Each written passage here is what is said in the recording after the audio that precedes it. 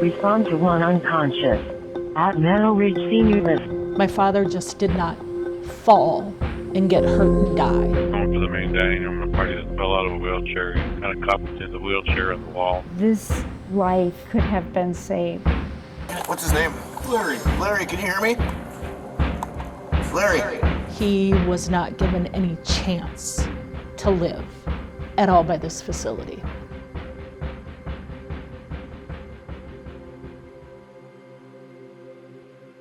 This is a story about an assisted living facility, a fallen resident, and the failures that led to a slow and preventable death. The Fox 9 investigators reviewed video of the ordeal, which spans about 13 minutes. But we have to warn you, it is difficult to watch. We begin at dinner time at Meadow Ridge Senior Living in Golden Valley. 79-year-old Larry Thompson had just finished his meal. Surveillance video shows Thompson maneuvering himself, trying to get from the table to his electric scooter. We'll start the clock here, where you can see Larry awkwardly sitting on the scooter seat. 25 seconds in, it's obvious. Larry is struggling, and according to a state investigation, there are no licensed nurses in the room at the time, only a dining staff worker who's cleaning tables across the room. He was moving slower than usual. Adrienne Sloan tells us her father was a proud Vietnam vet and a grandfather, but his mobility had recently gotten worse. You can tell that he was having a hard time lifting that leg. 1 minute 17 seconds in, Larry is teetering back and forth on the scooter seat, just trying to stay upright. Making matters worse, Larry suffered from vertigo, obesity, and arthritis. And state records reveal the Golden Valley facility knew about all of this. In fact, they had recently documented his history of falls. But to be clear, the facility was well aware that he was a fall risk. Oh yes, yes, completely aware. It's been 3 minutes and 10 seconds since Larry first showed signs of a struggle, and there's still no one in sight to help. So he continues to slowly fall over until he's nearly upside down. His neck is pinned between the scooter and the wall, and across the room, another resident notices and motions in his direction. He's still moving his legs. Nobody is in there at all. 3 minutes 52 seconds in, this staff worker, identified in police records as Angela Ramnarine, enters the dining room. She does not attempt to move Larry or the scooter, and Larry remains stuck. All she does is looks at him, says something, doesn't call 911, nothing. 4 minutes 12 seconds in, a group of staff workers walk into view. They appear to want to help, but a state investigation reveals they were instructed not to touch a fallen resident. To not even try and render any type of aid to move the scooter, anything. I mean, even just as much as arriving in there and check a pulse, nothing. He was completely dismissed. 5 minutes after Larry first began falling, and 2 minutes after he became pinned, you can clearly tell Larry's breathing is labored. And by the time Angela calls 911, Larry has already stopped moving. State records show he died from positional asphyxiation. He suffocated. He knew he was dying and knew that nobody was coming to his aid. There was zero effort to save him. What's his name? Larry. Larry, can you hear me? When police and fire showed up, Larry.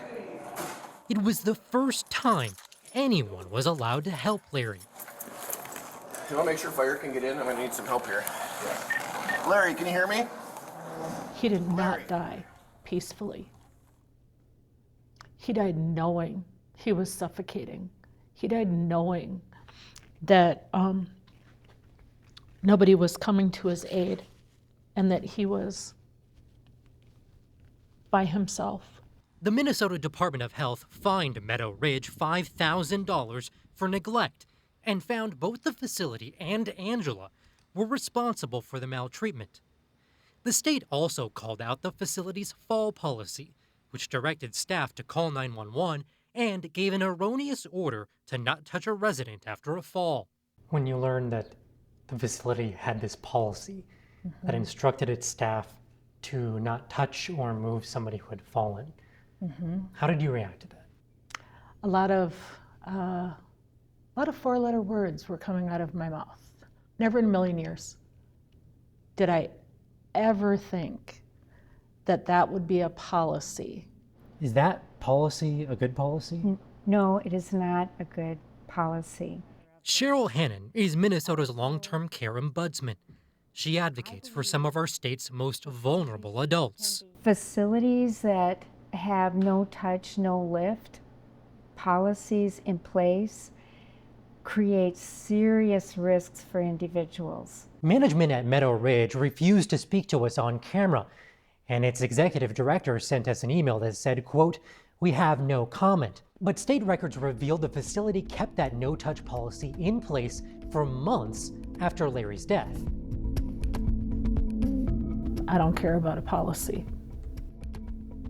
It's what you do as a human being to try to save somebody. That facility, the owners, and that woman, I hold them all accountable. 1,000%. Larry's daughter tells us his death is under criminal investigation, but so far no charges have been filed in this case. As for the staff member at the center of this investigation, Meadow Ridge would not say whether she is still employed or not. For the Fox 9 investigators, I'm Nathan O'Neill.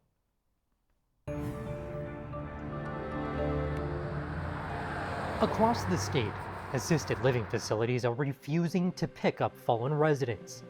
Engine 6.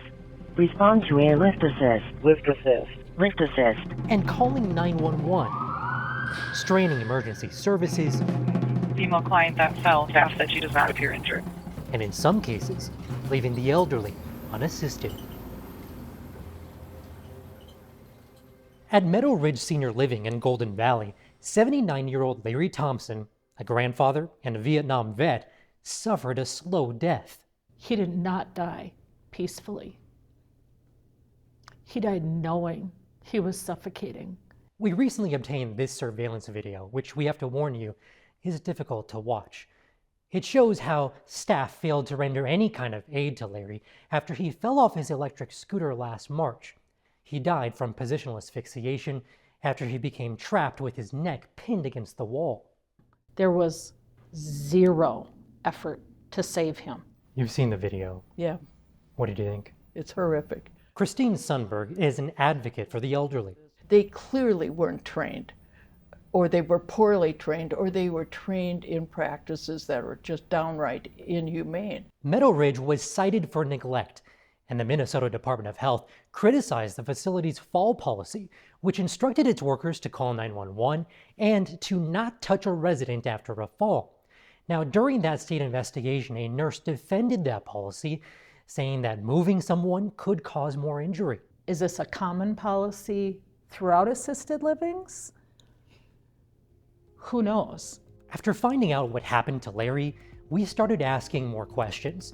We conducted interviews, analyzed dispatch records, and reviewed public testimonies, which all reveal these no-touch or no-lift policies are a lot more common than you might expect. Yeah, no, it's very common. It is not a good policy. It's something that is an issue across our country. Golden Valley Fire Duty Crew. Respond to a lift assist. In Golden Valley, the fire department is less than a half mile from Meadow Ridge. It's one of many assisted living facilities the department frequently responds to for fallen residents. Absolutely, it puts a strain on us. It's calls that take up time, it take up resources. We reviewed 3 years of dispatch data, which reveals Meadow Ridge called 911 at least 91 times because of fallen residents.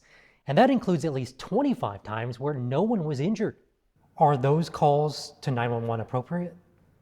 I think it depends some on the situation. My personal opinion is that really if there's, say someone has fallen, is on the floor, that if staff are there, they should be able to help that person. Is it staffing issues? Is it policy? What are you hearing? I think we see some of each. I think some of it is staffing. Some of it is, we hear times of facilities that do have policies that prohibit their staff members from doing lift assist or from picking people up. And there's no excuse. These places need to take care of the people they said they're taking. They're getting a great deal of money. I don't think it's too much to ask these facilities to train their staff in how to do that safely. And communities across Minnesota and the country are starting to push back. All in favor, please signify by saying aye. Aye. In Maple Plain this year, the city passed a new ordinance to start charging long-term care facilities hundreds of dollars for excessive non-emergency lift assist calls. You know, we're going at 2 o'clock in the morning to pick someone up off the floor that doesn't have a medical issue. They just need to be lifted up and put back in the chair. And in Bloomington last year, an assistant fire chief complained to the state about receiving 29 lift assist calls from just one facility over the course of about a year. Care Providers of Minnesota, which represents assisted living facilities throughout the state, refused to sit down for an interview and provided a statement that says in part, quote, "Our members follow the best practices that align with federal and state guidelines and requirements in each facility. Our residents deserve and are entitled to access public services such as police and fire response, just as any other citizen of a city would expect." The facilities will tell you it's to control legal liability and staff injury. I don't buy that. I think it's actually to lower costs so they don't have to staff properly.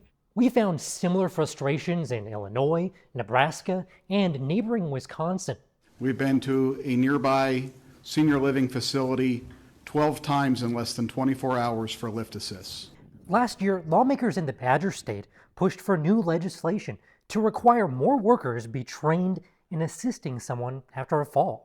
Imagine our surprise to learn, after spending thousands of dollars for assisted living, that no one was allowed to help her up and 911 had to be called. Yeah, isn't there an expectation that if you're putting a loved one in a facility like this, that they would have the resources to be able to handle You that? assume it. Yeah, that's the consumer it's buyer beware in this market, and you really need to be very, very careful. You go into a place, it looks gorgeous, looks nice, chandelier, fireplace, all of that. Don't pay a moment's attention to that. Take it and pay attention to these sort of policies. But it definitely should be something that other families with loved ones in assisted living facilities should look into. Now, we are not done investigating this. If you or a loved one are living in an assisted living facility, we want to hear from you. Ask to see the fall policy in writing and then send it to us at the email below. For the Fox 9 investigators, I'm Nathan O'Neill.